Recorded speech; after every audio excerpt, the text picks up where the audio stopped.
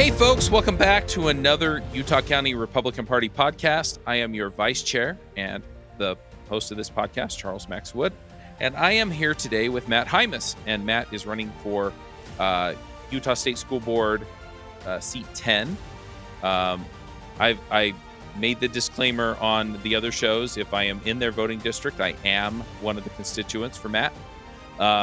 So I'll be voting. He'll show up on my ballot. But if you live in basically Lehi, Saratoga Springs, I think part or all of Eagle Mountain, Tooele County, West Valley. Did I miss any part of the district here? It's a big area. We got Magna in there.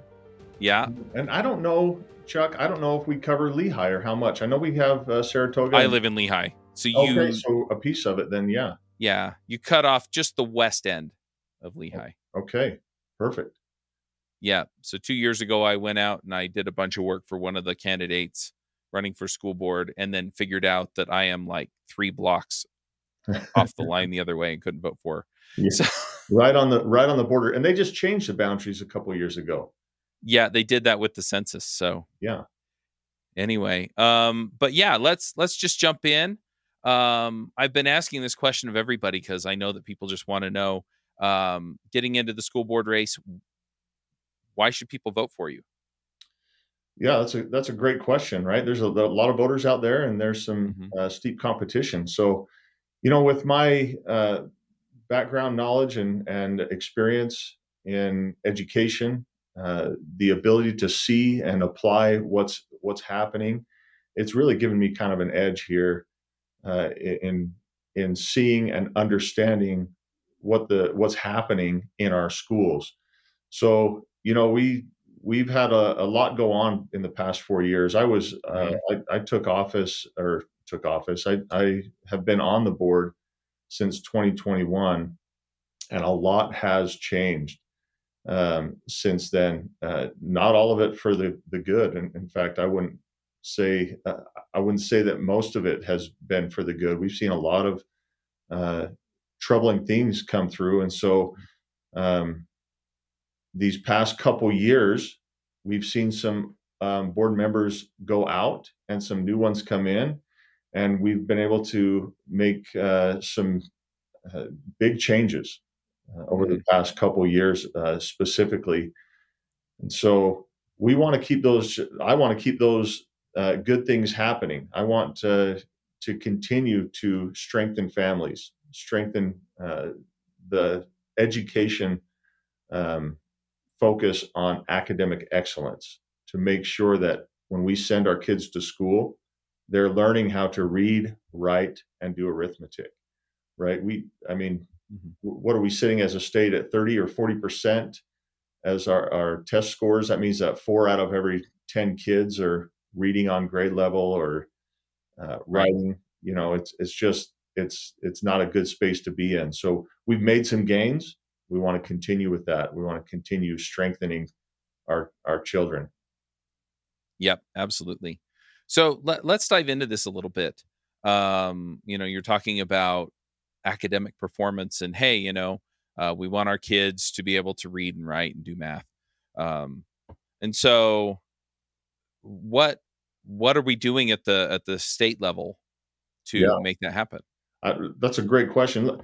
I'm going to jump back to 2021. I got on the board, and we were having within a month or two, it felt like we were having discussions on educational equity. We were defining educational equity. We were talking about what it would look like in the classroom. And I was sitting there thinking, what is going on here? What is the focus of the Board of Education? Where are the priorities, right? Because I came from, I was a math teacher. I came from the classroom. My focus was on teaching kids math. And so when I got here 4 years ago, and I'm listening to these discussions, I'm thinking, boy, we missed the mark. Where does academics fall on that priority list? So one of the things that we've been able to accomplish, you ask, how do we regain that focus? One of the things we've been able to accomplish is we've actually changed the mission and vision of the USBE from educational equity to now be on academic excellence. So everything that the state does, the USBE Hmm. does, has to fit underneath that umbrella, right? We have reprioritized academic excellence. And so uh, that's one of the main areas that we're looking at. So now I can ask the question: if a policy comes through or a rule change comes through, um, we can ask the question: how does that support academic excellence? Right? Hmm. If the staff wants to present a booklet or another program, we can say, how does that support academic excellence? Right. So, as I kind of look at this, because academic excellence is an idea way up here, right? Mhm. And as I've done these interviews, I keep asking these questions. Okay, so what does that look like, right? As we kind of move down the chain, right? So, academic excellence, that means this for, I don't know, testing or curriculum, right? And that means this for how the schools do things or how we guide the schools to do things if you're going to let the schools kind of pick and choose, right? Yeah. Down to this is what it looks like in the classroom. So, can you kind of walk us through academic excellence all the way down to my kids sitting in the classroom and struggling with math? Yeah, yeah, I love it. I'm going to give you an example of reading because we've been working on this. I can talk about math in a second as well. Uh, so we have good legislators up on the Hill who Hmm. recognize that academic excellence is a huge part, the part of education. So they passed this bill that says you need to get training on the science of reading. We need to have curriculum that will match up and help educators with the science of reading so that it can bleed down. So we saw that come from the Capitol uh, to Hmm. the USBE. Now we're training all teachers K through 3 on the science of reading and early literacy, and so they're able to take it into their classrooms. We have a goal of 70% reading on grade level for all 3rd grade students, and obviously, 3rd grade will Hmm. bleed into surrounding grades as well. Right. But studies I show, have a daughter that'll be in third grade next year, so this sounds good. yeah. So it's crucial, and studies show that 3rd grade is a crucial year for reading, and so Hmm. we want to make sure that we're doing what we can. 70% is good. It's any educator will tell you we want 100%. Right. Right? But we'll take what we can when we can get it, and we'll do what we can, and we'll constantly push ourselves. So that's where we're seeing this leveled, from the capital to the USBE to the districts to the schools, and now into the classroom. And we've already seen some results come Hmm. through. We've had some good scores come through, and we're seeing improvements, and we're getting a lot of feedback not only from the data from our students, but also from educators saying, "Man, I wish I would have been trained on this years ago." Right? Where has Right. this been? So that's one of the main pushes that we've seen recently, and that we're continuing on with. Right. So I I'm going to ask some of these questions, and I kind of know some of the answers because I was on a charter school board and I've been involved in education for a while. But I think a lot of people who are listening to this are going to go, okay, how does some of this work? So I'm just going to ask the questions and let you answer them. Sure. One of them is when you say reading on grade level, like how do you determine that? So there's and now so I'm a math teacher, so Right. you're gonna trip me up here. I don't know everything, but there's um, Acadience math testing. So Hmm. they do like monthly tests Yep. for these kids, right? It used to be called Dibbles, now it's called Hmm. Acadience, and uh, so they have a mark which they want to hit as far as speed, and then they'll ask them what they read, and they'll have a mark for comprehension Hmm. or a bench, and then they'll put that all together, get the data, and say, okay, you are where this is where the 3rd grader should be. Hmm. I know that's a rough Yep. answer. I'm sorry, but No, it's essentially what's happening is, I mean, as much as we don't like testing, we have to find that where those kids are. So we have yeah. to have them read and show us where they fit, and then we can measure that and Yep. and see where the grade level is. Yeah. I mean that's what we did at the charter school I was on the board for. Is yeah, they used Acadience testing, and yeah, periodically they'd have the kids. yeah, basically come in and read and what you're talking about there.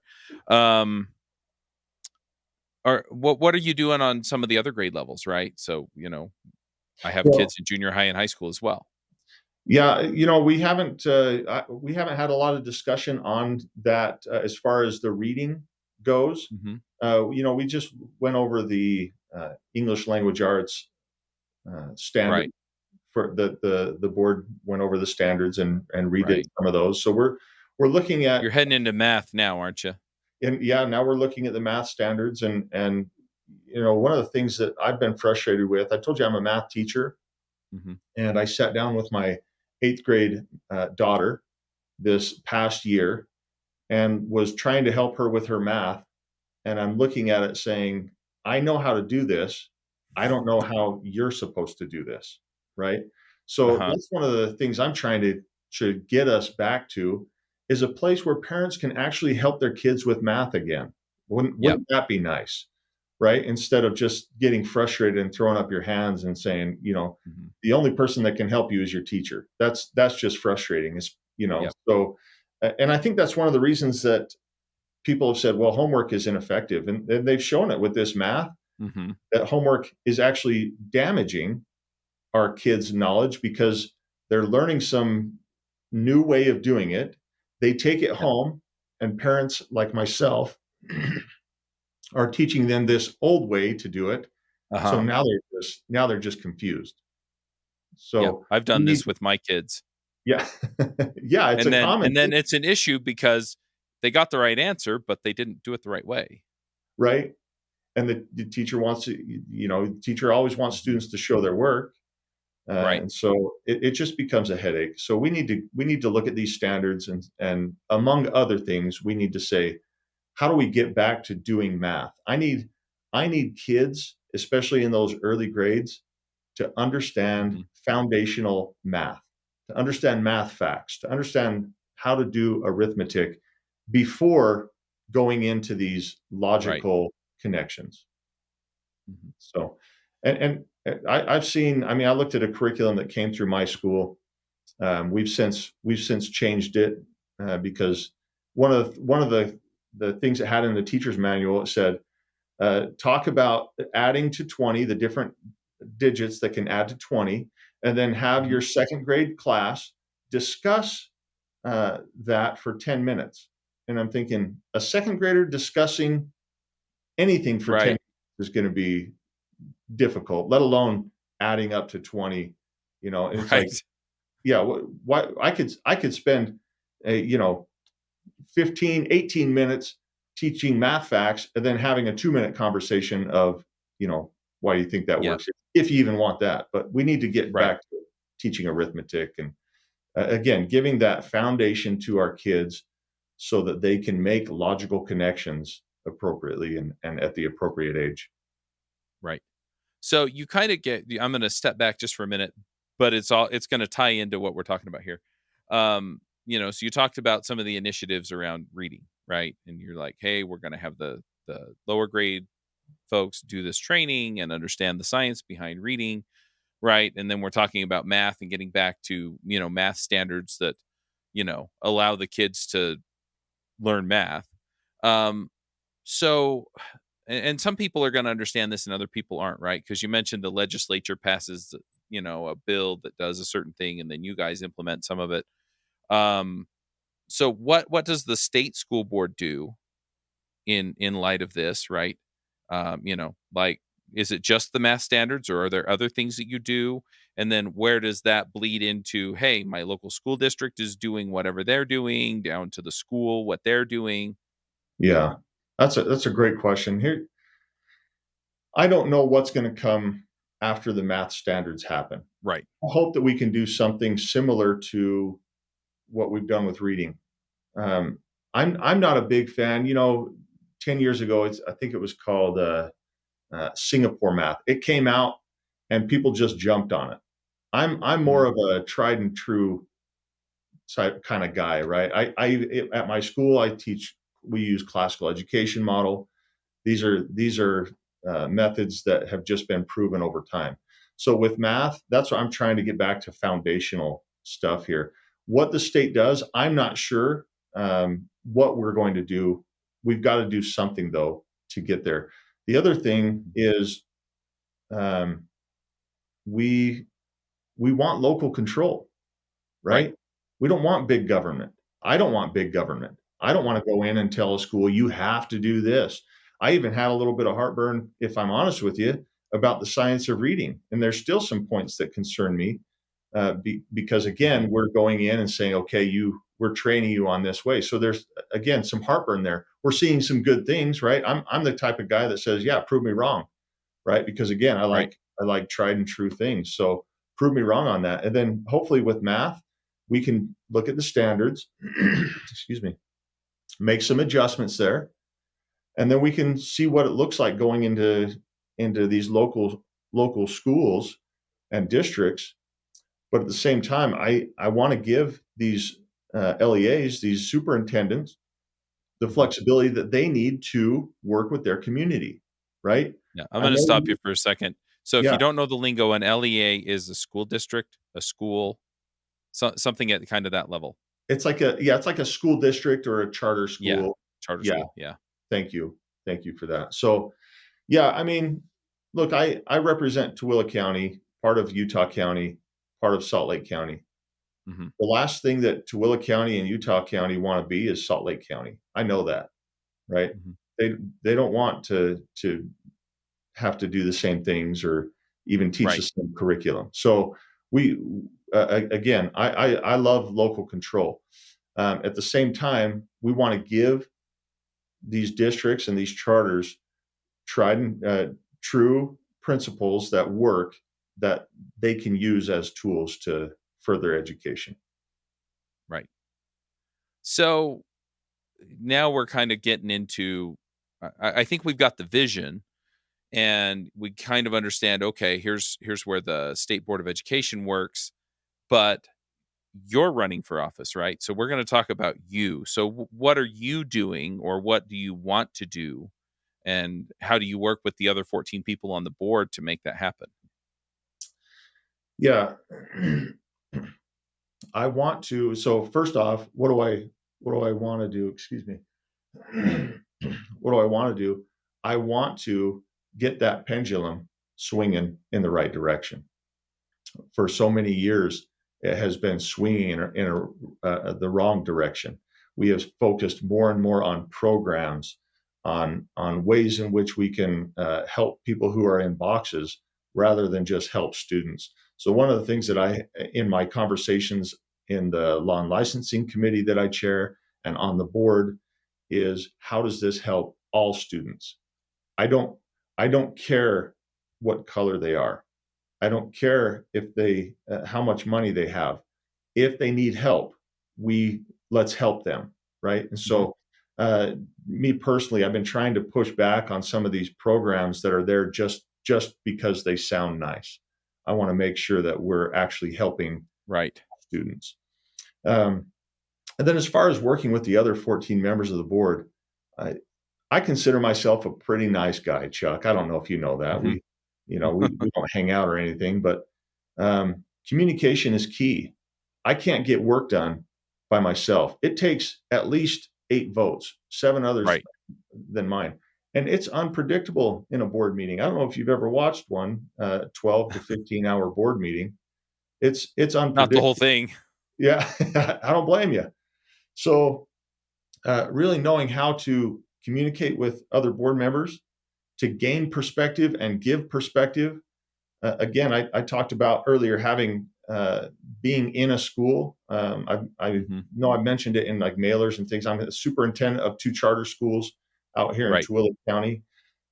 Um, so having the ability to talk to other board members and say, okay, this sounds good. Here's what it's going to look like at my level, at the teacher's level, the family Right. level, right? This is what it's going to look like. And so making some adjustments there has been helpful. So yeah, and quite frankly, I work with as many of the board members as are willing to speak with me. Hmm. I don't think it's fruitful to say to reject somebody just because they sit in a certain position. Right. I need to hear them, and quite frankly, I need to encourage them to vote with me, right? Hmm. So uh, I need all the votes. I need to get all the votes I can. I need to talk to people. Awesome. I'm going to switch gears a little bit. A lot of the folks that I've talked to, whether they're delegates or, just run of the mill, didn't go vote at the convention Republicans. Um, and a lot of people are concerned about some of the social issues in the school, right? So, I mean, in my area, there was a high school that had a bunch of kids walk out over, I don't even remember. It was something related to the LGBTQ There's community a and some. furry movement, I think, something like that. That was in Payson. That's also in Utah Oh, County. But yeah, Sky Ridge High School, they had some. I think it was the school district put some policy in place where they had to take some of the flags down or yeah, something. I don't remember exactly what the issue was, but folks are concerned about what's being taught in the schools or what agendas are being pushed in the schools. Other people are concerned about what the messaging is, even if it isn't being pushed hard, and where it shows up. So, and I've seen some of these things in my kids' classes and classrooms. So my question is what role does the State Board of Education play, and how do you as a board member start to address some of this? yeah. That's a great comment or a great question. The Constitution says that the board has general supervision and control. I in this area, I wish we had control, just strict control. I think that uh, stuff like this has no place in our classrooms and in our schools. I don't. I believe that there are times for discussion on social agendas, Mhm. and you can have those. They have to be age appropriate, and they have to be discussions on both sides, so that we're creating critical thinkers, not Mhm. straight activists. Right? Right. I need kids to know the facts on both sides. And so I don't have an issue with having those discussions, unbiased discussions. The problem is that some educators, and I say some because I do believe that it's very few. If you look at the population I of agree with that. it's like a very small percentage that are putting a bitter taste in the mouths of the public. So uh, for these individuals, I have made efforts personally on the board to get these to stop. For example, in our educator ethics, you can no longer push your social or political agendas, right? You can't use Mhm. your classroom to push those. And if it's reported, we'll look into it. Now we talk about local control, and so you mentioned some policy, and I'm always happy when superintendents initiate policy that says you can't do this at all, such as flags. We talked about Right. symbols on the USBE, and it came down to okay, what kind of symbols? How strict of a symbol? Look at this. Got to get my hands right. Look at this picture behind me here. Uh, Mhm. I for me this is a wonderful picture, but could I display that in a classroom? I don't know. Somebody would be offended by it, right? Right. So uh, we talked about what that would look like. Could I wear a wedding ring still? Could I have a picture of my wife and family, and somebody else couldn't? So we go back and forth, and this is where we really rely on people being good people, making good choices, and then that doesn't always happen. So we rely Right. on districts putting in policy in place to say, no, you don't get to manipulate the minds of these young kids, right? Mhm. And then if that doesn't work, we still have, like I said, we put in our educator standards to say, no, no more do you get to use this as a agenda pulpit, Right. right? So anyway, I don't know if that answers your question, Chuck, but again, me personally, and what I'm trying to do on the board is to say there's no room for it. There's no room Right. for the agenda pushing. There's no room for filth.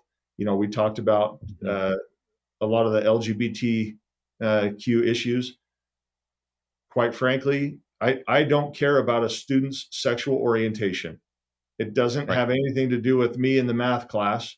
I'd rather just teach math. Hmm. So Yeah, I guess what people are wondering, and kind of what I think you could clear up is, okay, so you talked about local control, right? So you like seeing the policies come from maybe a superintendent of a school district or a director of a charter school. Um, but a lot of times that doesn't happen, or the rules don't get set by a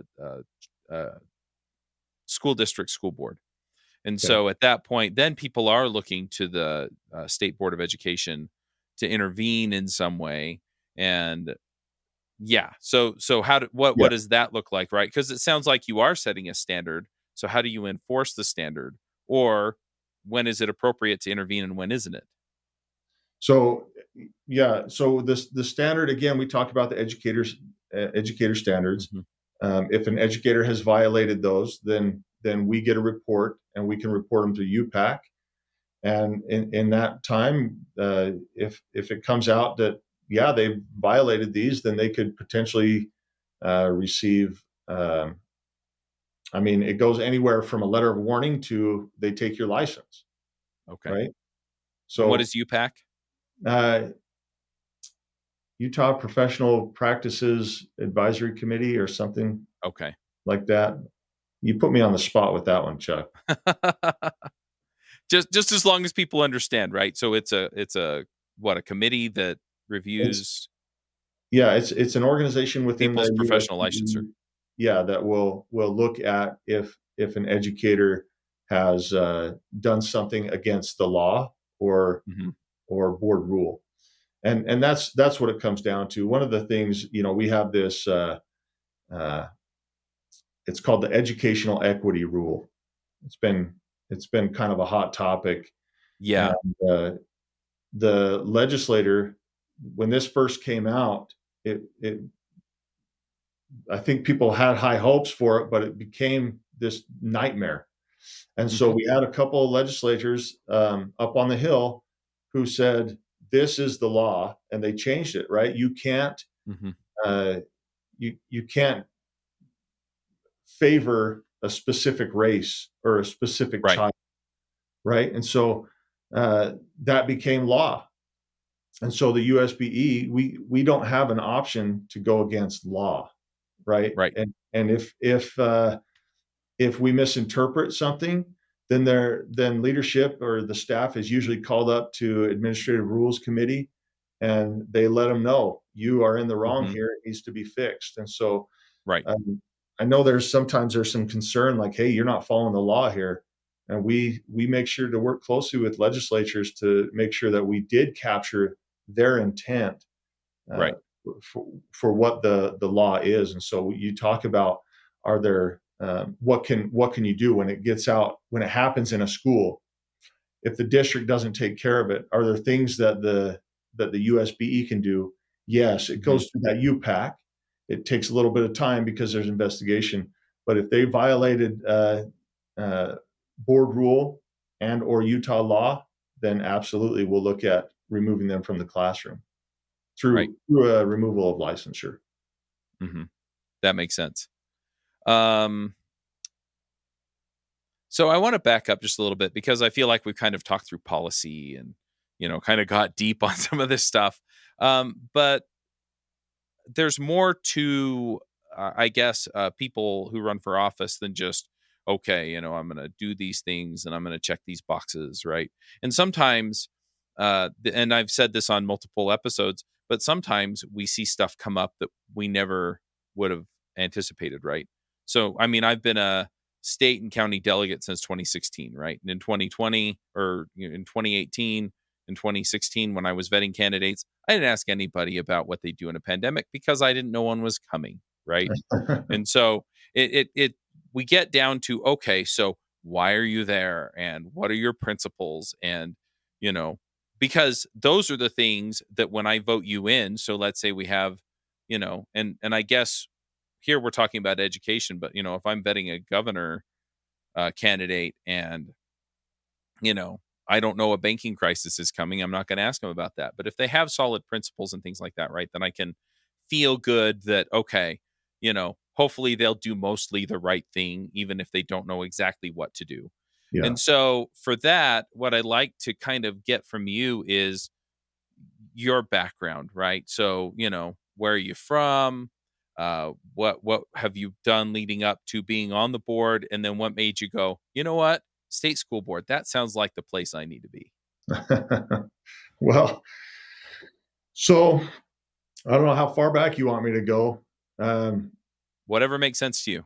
well, raised in West Valley City, I've been in my district almost my entire life.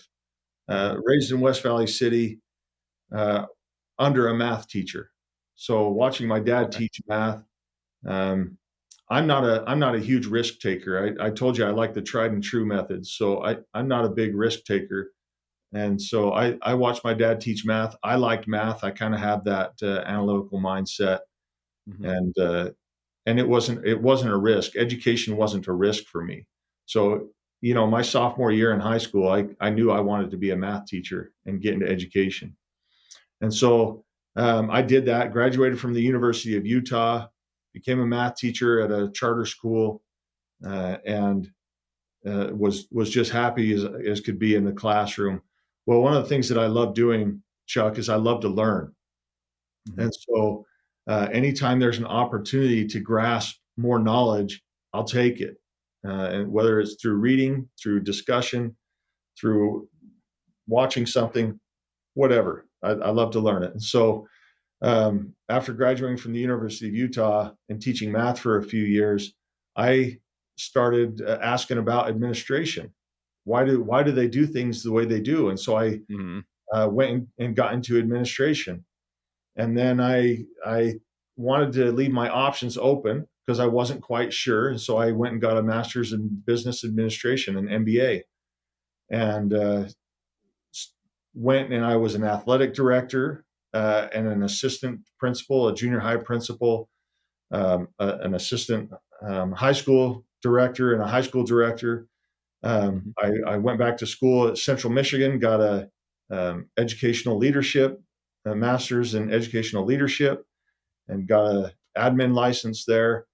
Uh, and it was while I was a high school director, I got a call from a friend of mine saying, "Hey, we want you to be on the school board." And I thought, sure, I could do that. I thought it was for a local school board, by the way.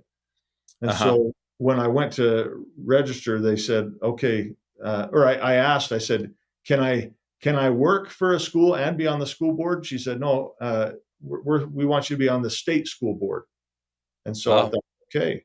And so that's when I started doing more research and learning more and trying to understand. And so I ran and won that race. And that was, again, of course, back in 2020. In Right. 2021 was when I started. But uh, just the fact that, again, what got me here, um, I love to learn. I love to Hmm. understand and help improve, and that's what I've tried to do throughout my career. I haven't just been stagnant in a position or a building. I've tried to expand and grow, and I've tried to do that on the board as well. Is understand why things are done the way they are, and challenge those at the same time, and say, well, for example, the mission and vision of educational equity. Uh, the question for me was, why would you do that? Why Hmm. would you focus on that? And so challenging that and making changes to academic excellence is a big step in there. And that's Right. why I'm on the board. And that's why, again, I'm trying to get back on the board, is to continue to learn and understand, to look at laws that come forth and challenge them for the good of the people of Utah, and not just the general people of Utah. They're part of it, but specifically families who have children who are trusting public ed. As you send your child to school or children to school, there's a trust in there, Hmm. and not all people have it. And it's not 100% trust, but it's like, no, I expect my kid to come home knowing how to do specific things.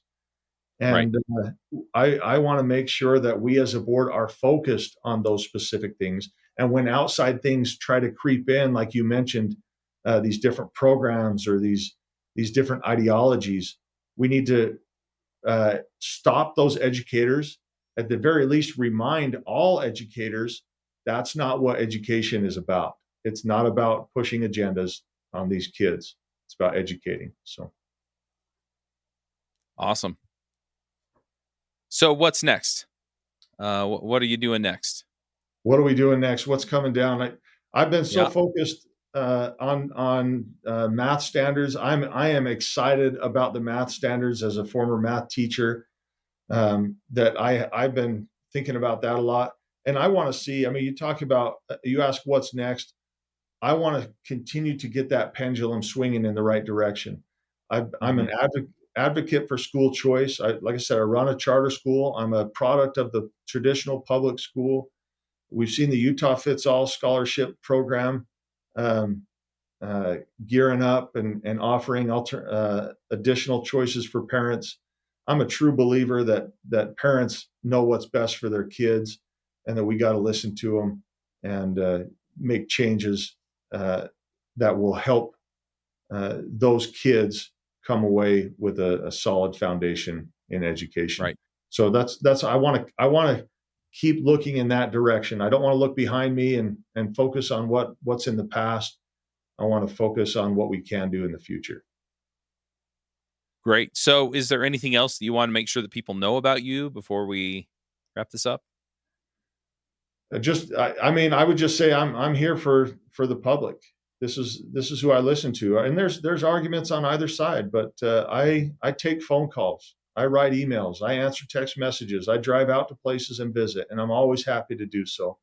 It's the public's perspective. It's those stories with families or parents that are talking to me about their kids' experience, some good, some bad.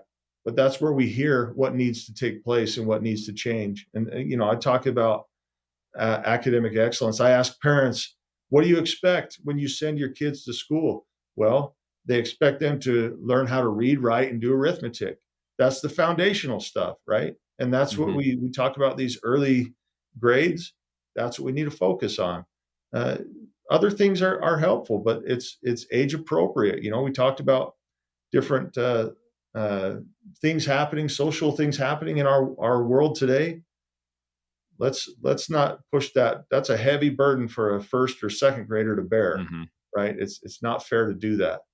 So there's a time and a place for these conversations, and they need to be. We talked about this a little bit earlier. They need to be unbiased.